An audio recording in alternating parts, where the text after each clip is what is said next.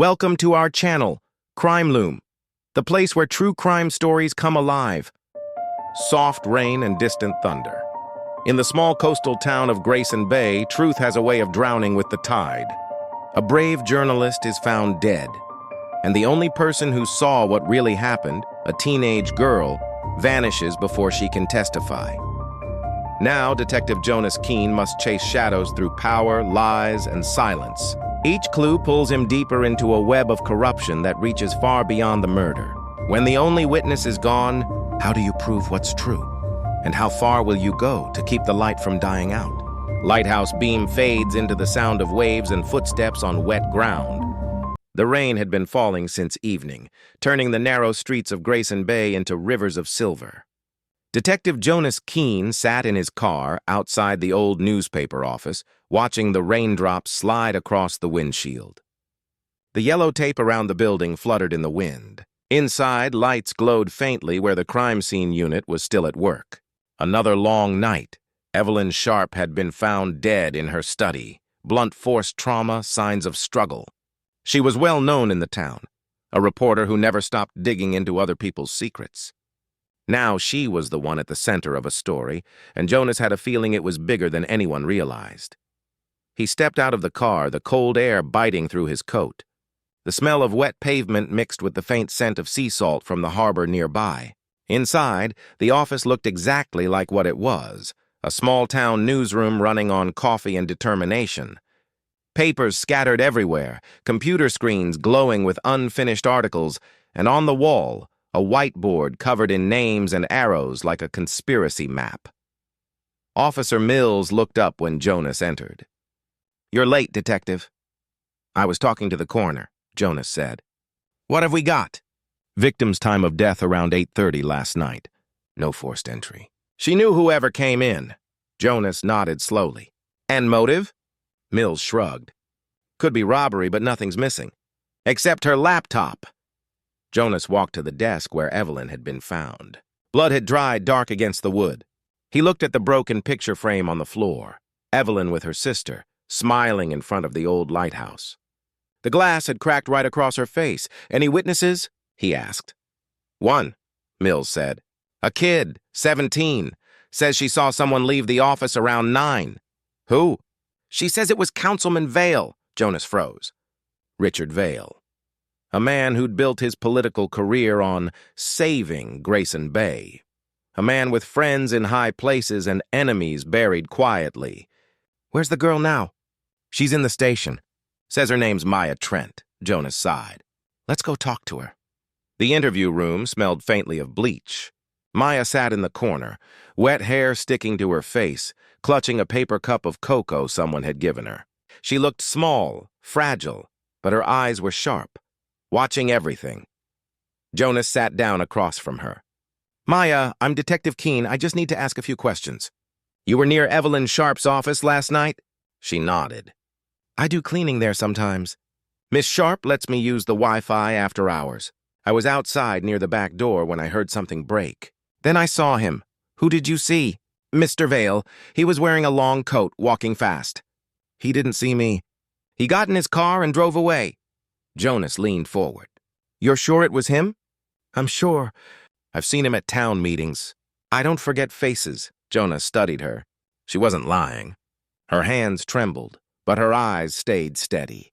"Did you tell anyone else what you saw?" She shook her head. "Just you." "Good," he said softly. "We'll keep you safe. But you need to stay quiet for now." She looked down. "I don't want any trouble." Jonas gave her a small, tired smile. "You already have it, kid, but I'll do what I can." The next morning, the story broke. "Local journalist murdered," the headlines said, but what caught everyone's attention was the whisper that Councilman Vale might be involved. He denied everything, of course, smooth and confident in front of the cameras. He claimed he'd been at a charity dinner that night. There were photos, witnesses. It looked airtight. Jonas didn't buy it. He'd seen too many perfect alibis before.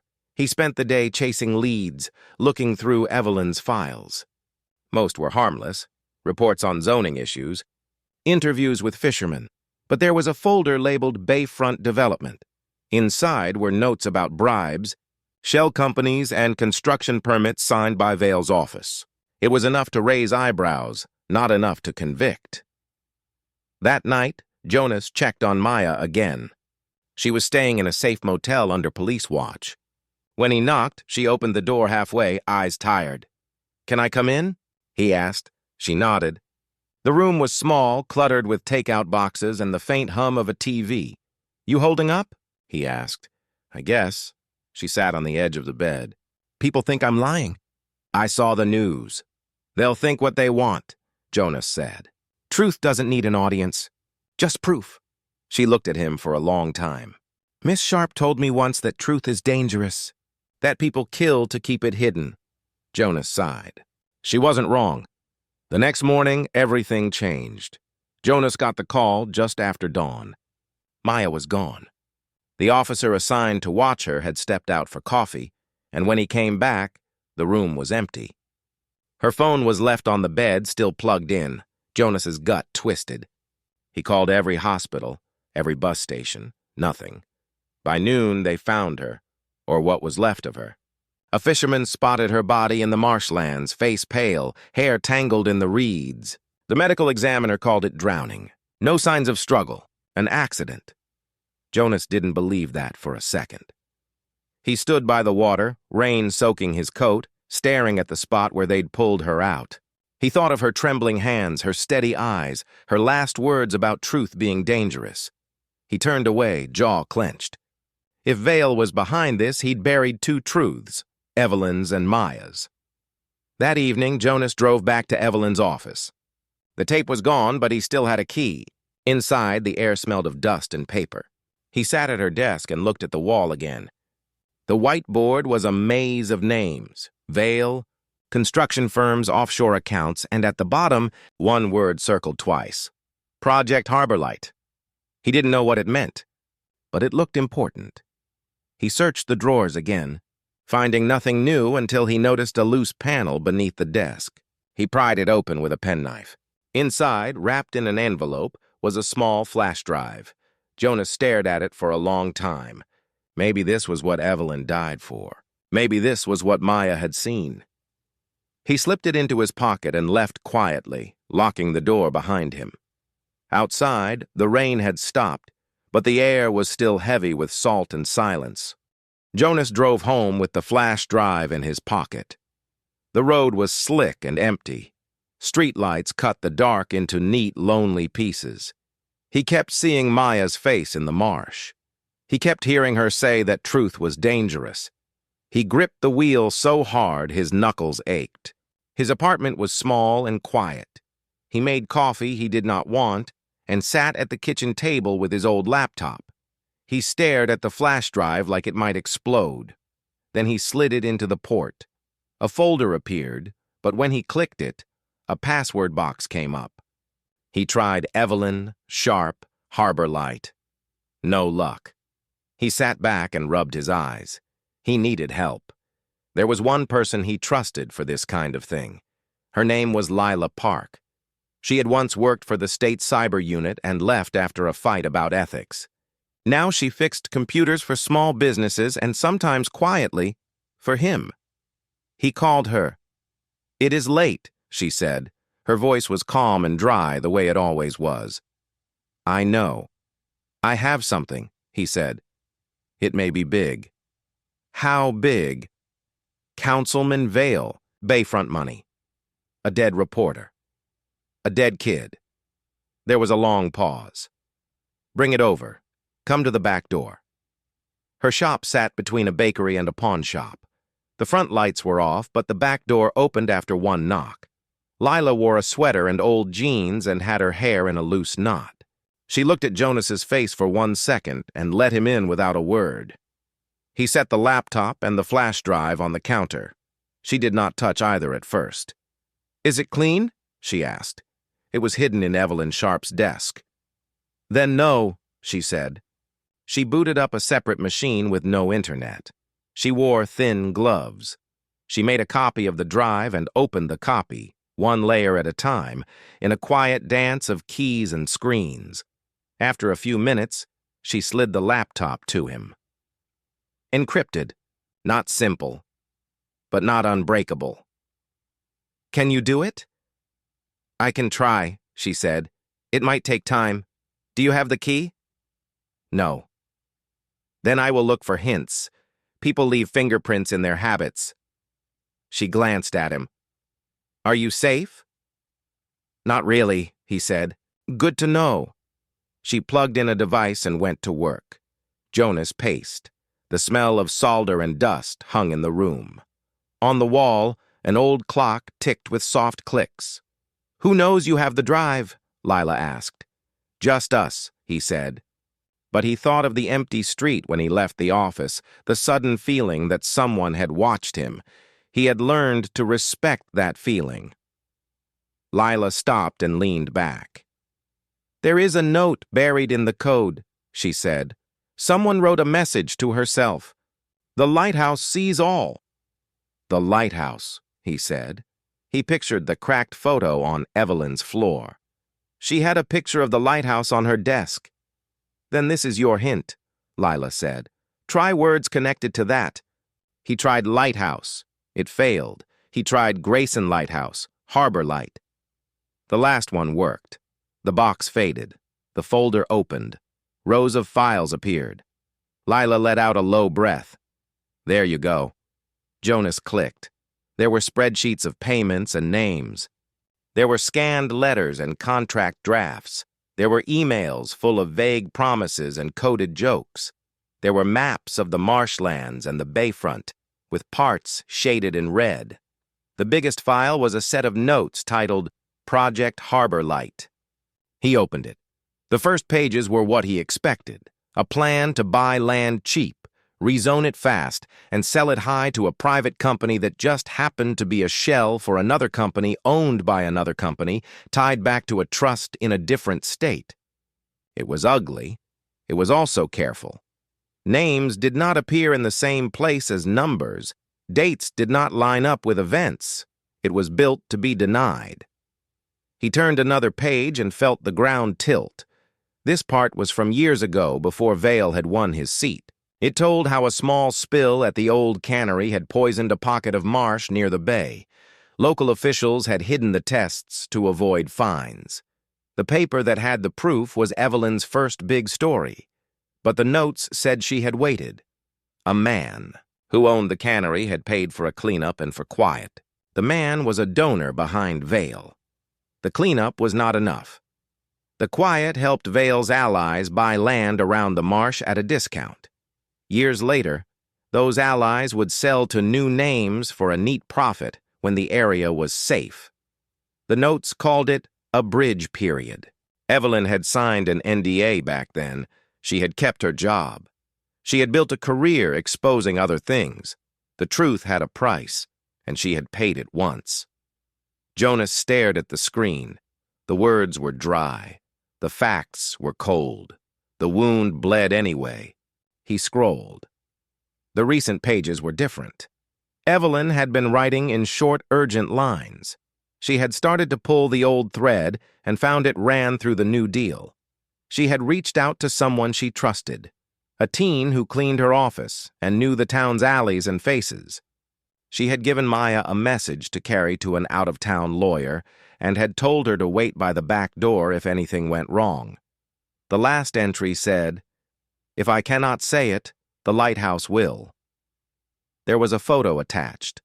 The lighthouse at night, its beam across the water. Lila touched the screen with a knuckle. "This will hurt Vale," she said. "It will hurt others, too." "It hurts Evelyn," Jonas said. "It tells the truth about her," Lila said. "Do you want truth or a hero?" He closed his eyes for a second. "I want what Maya died for." The front of the shop made a sound then. A small click. A shadow moved across the frost on the display window. Lila's eyes flicked to the door. She cut the power to the screen with one quick motion. The room went dark except for the clock. "Back room," she whispered. They slid into a narrow hallway and stood still. Jonas counted the beats of his heart. He heard a foot on the step and the soft rub of a gloved hand on glass. After a moment, the shadow moved away. A car engine turned over. Tires hissed on wet pavement. "You were followed," Lila said softly. "Or you were watched," he said. "It makes no difference," she said. "You should not go home." "I never do," he said, and tried to smile. It did not work. They went back to the machine. Lila copied the files to 3 places and wrote a short script to scramble them again. She handed him 1 copy and kept 2. "If something happens to you, I will still have this," she said. "If something happens to me, send yours to 3 news desks at once. Not just 1. "Do you trust news desks?" he asked. "I trust pressure," she said. "It keeps lies from standing straight." He left through the back. The night air tasted like metal. He saw no one, but he still took the long way. He checked his mirror every block. He parked 3 streets away from his building and walked. His key was in the door when his phone buzzed. Unknown number. He answered. A smooth voice said, "Detective Keene, you should sleep more. You look tired on camera." "Who is this?" "A friend. We don't like how you are carrying stolen property. It would be safer with us. You can file a claim. You can lose your badge." He let the silence do the talking. The voice laughed lightly. "You think you can drag our town into the mud because you are sad a wayward girl drowned?" She ran. She slipped. "It happens. Don't let grief spoil your work." Jonas hung up. He locked the door and stood in the dark for a long time. Then he sat down and wrote a list. On one side he wrote names. Vale, the development firms, the old cannery, owner, 3 deputies who had changed shifts the night Maya vanished, a judge who had a sudden new boat. On the other side he wrote places, the lighthouse, the marsh inlet, the charity dinner hall, the motel. He drew lines. He circled the lighthouse. He went there at dawn. The beam was off, the gray light soft and flat over the water. The steps up were slick. He climbed anyway. At the top, the town looked small and tight and fragile. He thought of Evelyn and her photo. He thought of Maya's last steps. He felt a tired anger move through his bones. There was a locked cabinet near the lens housing.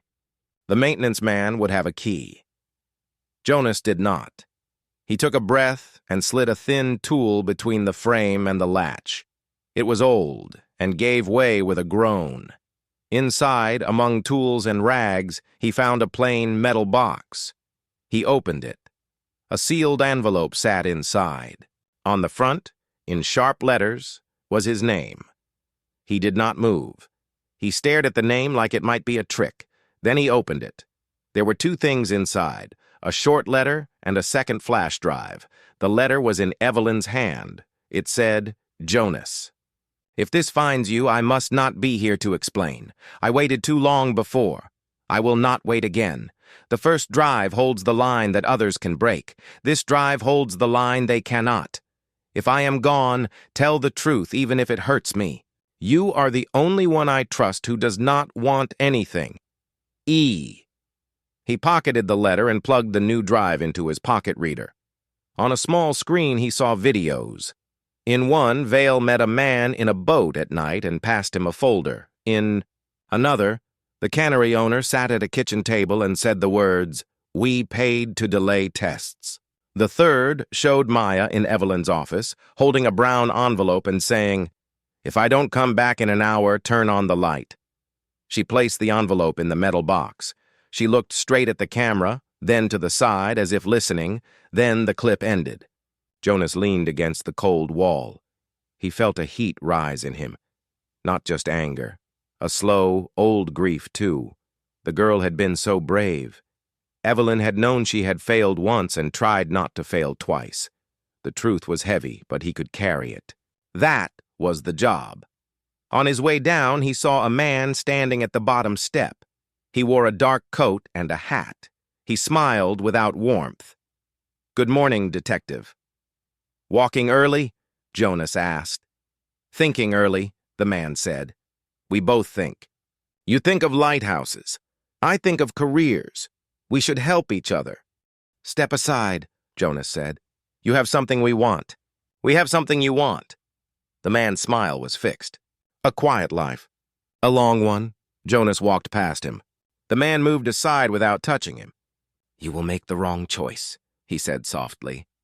"Or you will make it later. Either way, we will see you again." Jonas did not answer. He did not look back. He did not go to the station.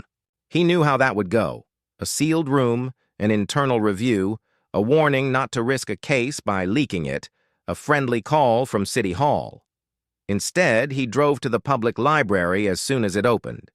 He sat at a corner computer, used a simple mask of his location, and sent the files to 3 different editors and 2 nonprofit groups.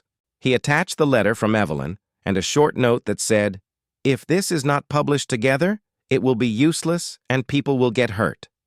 He sent the videos too. He pressed enter. The air felt thinner after. Then he printed the letter and put it back in his pocket. He went to the station.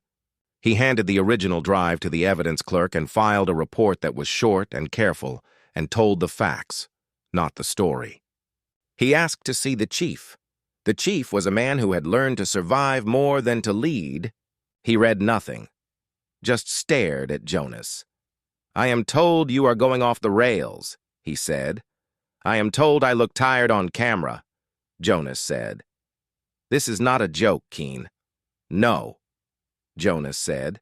"2 people are dead." That was not a joke either. "There is pressure," the chief said. "You will feel it. You will keep your head down. That is how we keep our jobs. That is how we help the town, in the long run." Jonas thought of the word long. He thought of long years of small cuts. He thought of Maya's hour that never came back. "That is not how I help," he said. He was sent home on administrative leave an hour later. He handed over his badge and his gun. He signed a form. He did not argue. By afternoon, the first story went live. One outlet ran it with a headline about bayfront deals and shell companies. Another led with the old cannery spill and the hidden tests. The nonprofit posted the videos. The clip of Maya ran on the evening news, her voice quiet and steady. People started gathering outside the council hall. A chant started. It was not angry at first. It was just clear. Vale went on camera that night. He looked pale, like someone had opened a door he had always thought was locked. He denied everything. He called the videos deepfakes. He promised a lawsuit. He said the detective who had leaked the files was a sad man misled by his grief. He said Maya's death was a tragedy not to be politicized. 2 days later, a judge ordered an independent review. 3 members of the development board resigned. The cannery owner's lawyer called the videos edited out of context, but another man from those old days came forward and said they were not. The tide was moving, but slow, like cold honey. Jonas stayed in his apartment and kept his phone on silent.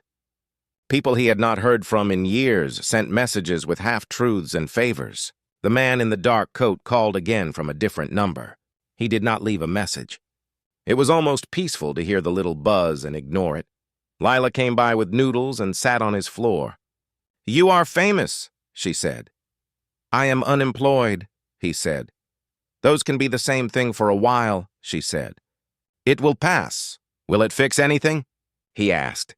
"It will keep some stories from being told wrong forever," she said. "That is not nothing." There was a small ceremony for Maya at the community center. Her aunt stood at the front and spoke in a voice that shook but did not break. "She was brave," the aunt said. "She should not have had to be." Jonas stood in the back and did not speak to anyone. He had flowers in his hands and did not know where to put them. After he went to the marsh, the wind dragged the water into small frowns. The reeds whispered. He closed his eyes and listened.